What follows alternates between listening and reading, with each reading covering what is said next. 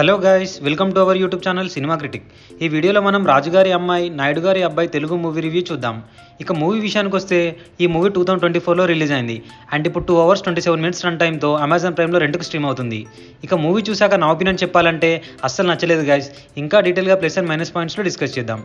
Movie యొక్క basic plot ఏంటంటే, ఒక విలేజ్లో రాజుగారి అమ్మాయి అండ్ నాయుడు గారి అబ్బాయి లవ్ చేసుకుంటారు. అదే టైంలో రాజుగారి అమ్మాయి మర్డర్కి గురవుతుంది. సో ఇంతకీ ఆ మర్డర్ చేసింది ఎవరు అండ్ హీరోకి ఆ మర్డర్కి ఉన్న సంబంధం ఏంటి అనేది story. Coming to plus points, నాకైతే ఎక్కడ పెద్దగా ప్లస్ పాయింట్స్ కనిపించలేదు, బట్ కెమెరా వర్క్స్ యావరేజ్గా అనిపించాయి. మైనస్ పాయింట్స్, రొట్టె స్టోరీ అండి with boring screen play. Movie స్టార్టింగ్లోనే గెస్ట్ చేయొచ్చు హంతకుడు ఎవరా అని, అంత ప్రిడిక్టబుల్గా ఉంటుంది. అండ్ అక్కడక్కడ డబ్బింగ్ సెట్ అవ్వలేదు, కొన్ని చోట్ల అసలు లిప్సింగ్ కూడా సరిగా లేదు. ఇంకా మ్యూజిక్ విషయానికి వస్తే ఒక సాంగ్ పర్లేదు అనిపించింది, బట్ బీజిఎం అస్సలు బాలేదు. కమింగ్ టు పర్ఫార్మెన్సెస్, హీరోతో సహా ఆల్మోస్ట్ అందరి యాక్టింగ్ ఆర్టిఫిషియల్గానే అనిపించింది. మెయిన్గా హీరోయిన్ ఫాదర్ రోల్లో యాక్ట్ చేసిన అతనికి బేసిక్ యాక్టింగ్ స్కిల్స్ లేవని ఈజీగా అర్థమవుతుంది.